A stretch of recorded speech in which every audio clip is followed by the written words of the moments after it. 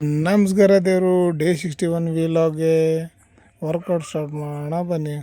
ಇವತ್ತು ವಾರ್ಮಪ್ ಮುಗಿಸ್ಕೊಂಡು ಸ್ವಲ್ಪ ಡಿಪ್ಸಲ್ಲಿ variation with full body variation ಆಗ್ಬೇಕಂತ ಹೇಳ್ಬಿಟ್ಟು ವೇರಿಯೇಷನ್ ಡಿಪ್ಸು, ಅದಾದಮೇಲೆ ಚೆಸ್ಟ್ ಪ್ರೆಸ್ ಮಾಡ್ಕೊಂಡಂತ ಹೇಳ್ಬಿಟ್ಟು ಚೆಸ್ಟು ಸ್ಟಾರ್ಟಿಂಗ್ನಲ್ಲಿ, ಅದಾದಮೇಲೆ ಅಪ್ಪರ್ ಚೆಸ್ಟು ವಿತ್ 3 ಸೆಟ್ಟು, ಇದಾದಮೇಲೆ double dumbbells with heavy weight, ಇದು ಕೂಡ 3 ಸೆಟ್ಟು, ಇದಾದಮೇಲೆ seating position, butterfly, overall chest brush ಮಾಡೋಕ್ಕೆ ಭಾಳ ಈಸಿ ಇದು.